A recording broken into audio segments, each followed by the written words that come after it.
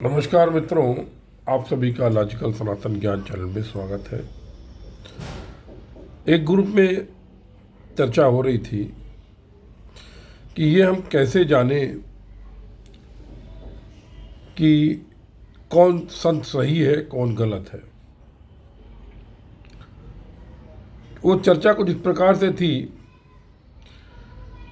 कि आजकल सभी लोग ऐसे हैं वैसे हैं, तो हम दान दें तो वो गलत आदमी को जाए, ये है वो है। बाद में मालूम पड़ता है कि वो संत किसी कारण से पुलिस की कस्टडी में है, ऐसा वैसा। तो हम किस पे यकीन करें, कैसे जाने कि कौन संत जो है वो अच्छा है बुरा है, हम कहाँ किसको कैसे दान दें।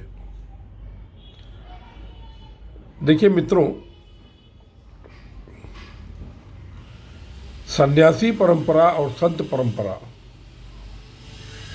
इन दोनों में आप अंतर समझिए। सन्यासी अलग चीज़ है, संत अलग चीज़ है। एक सन्यासी संत हो सकता है और नहीं भी हो सकता, ऐसा कुछ नहीं, नकली भी सन्यासी हो सकता है। आप अपने भाव के अनुरूप अगर कार्य कर रहे हैं तो वो कार्य जो है वो यदि किसी को कष्ट नहीं दे रहा है, दूसरे की जाने अनजाने में सहायता कर रहा है, भले ही जिसको आपने सहायता करी वो गलत है, तो भी आप उतने ही पुण्य फल के भागी होंगे जितना कि आपको होना चाहिए था। एक उदाहरण मैं आपको देना चाहता हूं।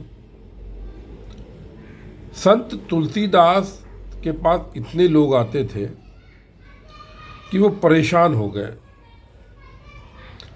क्योंकि ये दुनिया का सिद्धांत है, कोई अगर कुछ भी थोड़ा सा अपने स्वाध्याय के लिए, अपने आगे बढ़ने के लिए, अपनी व्यष्टि के लिए जगत को छोड़ के आगे बढ़ता है तो लोग उसको घेर लेते हैं कि हमको ये भीख दे दो, हमको वो भीख दे दो, क्योंकि जगत में सभी भिखारी। तो वो जब तुलसीदास परेशान हो गए तो उन्होंने एक बार एक वेश्या थी, उसके साथ उन्होंने पूरे शहर में भ्रमण किया।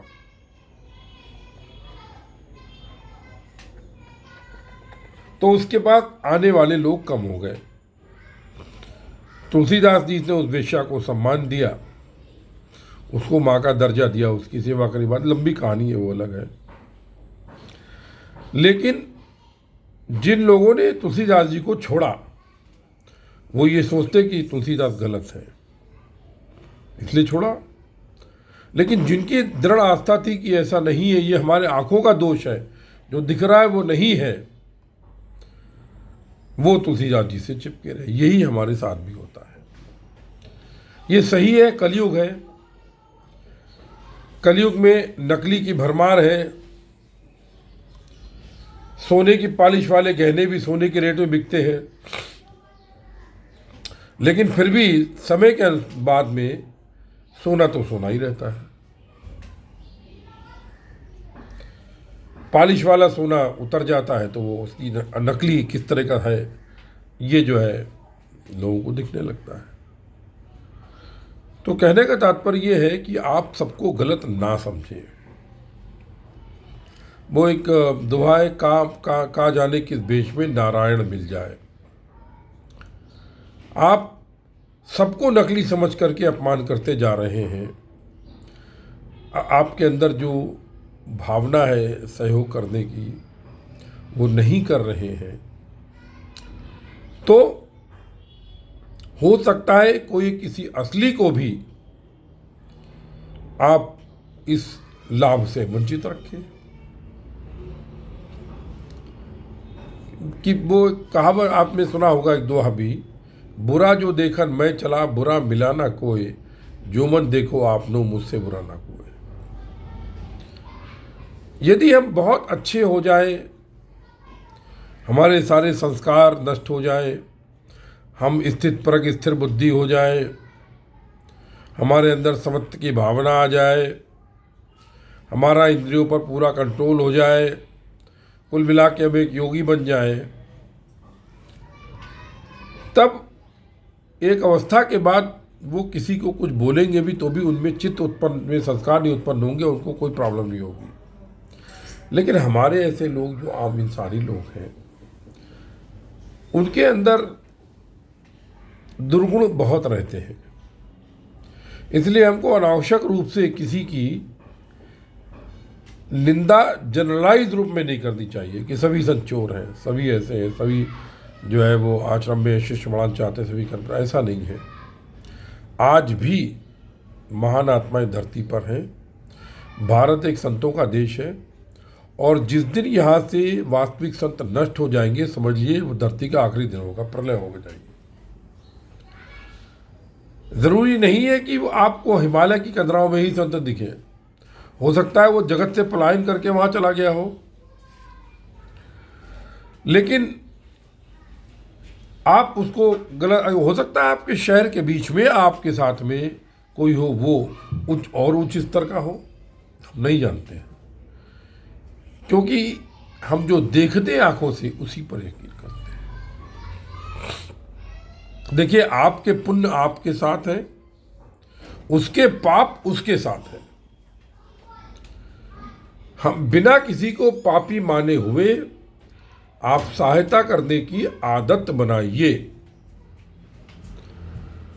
कोई यदि तकलीफ में है उसकी सहायता करिए, ये मानवीय गुण है। आपने देखा होगा हमारे सनातन में, चाहे वो जैन हो, चाहे बौद्ध हो, चाहे गुरु नानक देव का सिख पंथ हो, चाहे कोई भी हो, जो भारतीय हमारे परिवेश के जो हमारे वहाँ ज्ञान जो संस्कृति है, उसमें सबसे पहले क्या कहा है? समाज, अहिंसा परमो धर्म। ये क्या है? आप पतंजलि योग भी देखिए, अष्टांग योग की बात भी कीजिए अगर, तो भी पहला यम है, और यम में सबसे पहला अहिंसा है। और जैन और बौद्ध धर्म का तो मूल मंत्र तब संयम अहिंसा है।